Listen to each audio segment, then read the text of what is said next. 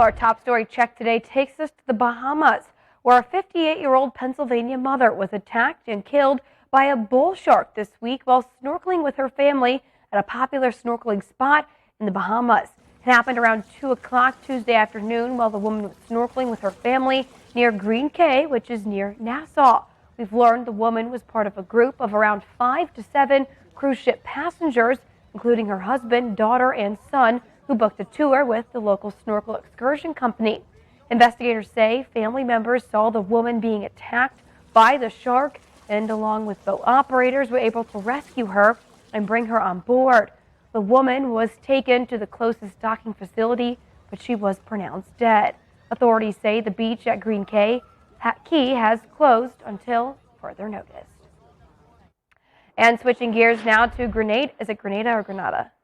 Is it Grenada? Grenada.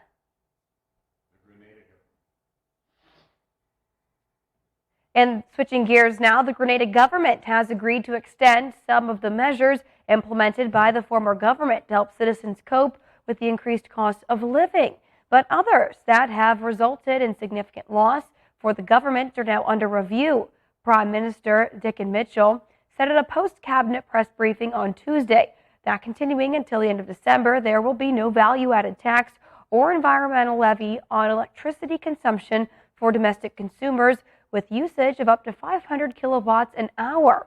The price of cooking gas also remains capped. The Prime Minister said his administration, which came to power in June, was assessing other measures to put in place by the previous government to determine if continuing them would be in the best interest of the economy and the Grenada Electricity Company. The prior administration had capped the retail price per gallon of fuel at the pump to $15 per gallon.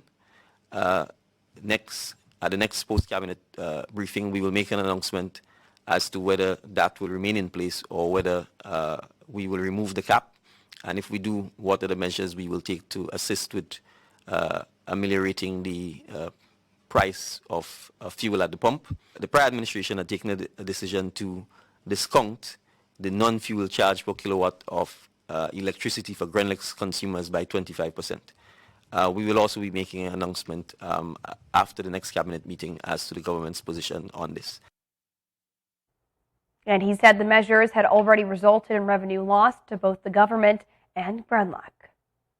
In relation to the 25% reduction of the non-fuel charge per kilowatt, that Grenlock has lost over or not collected over $11 million as a result of that measure. I should also point out that in relation to the cap on fuel prices, that the government is now owing the suppliers of fuel close to $1 million as a result of that. So those measures which have been taken to ease the cost of living do have significant financial, fiscal consequences for the government. Well, switching gears now, it is official. The United Kingdom has a new prime minister. Queen Elizabeth II formally appointed Liz Truss to the role, and Truss accepted. You can see them shaking hands on Tuesday at Balmoral Castle, one of the royal estates in Scotland. Just before this meeting, the Queen met with Boris Johnson, who officially resigned as prime minister. Truss does have her work cut out for her, though, as the country faces a deepening cost of living crisis, issues with the healthcare system, and back-to-back labor strikes. At the top of her to-do list, Truss says addressing the skyrocketing cost of energy. Experts worry it could end up forcing businesses to close and families to choose between putting food on the table and keeping their homes warm this winter. Well, meantime, scientists say they've made a major breakthrough in the fight to save a species under threat here in the Caribbean, the elkhorn coral. It's a historic step forward that could also offer humans extra protection from the fury of the hurricanes one day. Isabel Rosales reports. Year after year, we pay the price in dollars and lives when hurricane season strikes. But under the waters those storms gain their strength from, there's an unexpected layer of protection. Coral reefs. They break up large waves and guard coastlines from storm surge. Spanning about 360 miles, Florida has the world's third largest barrier reef. And right now, it's at risk.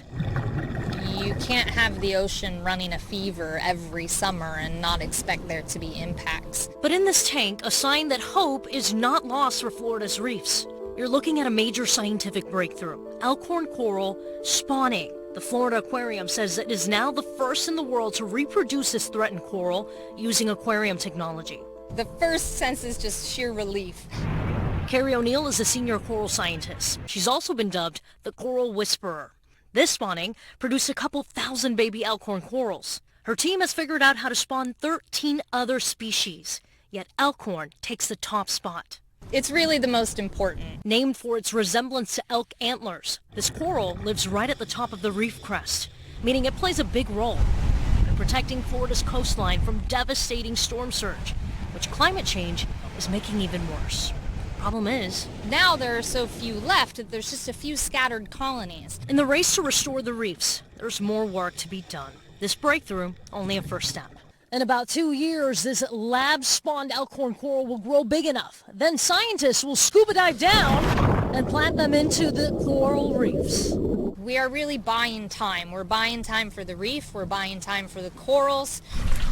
The goal is a breeding program where they could ultimately breed more resilient coral, capable of withstanding threats like pollution, warming ocean waters, and disease. 3, 2, 1, dive.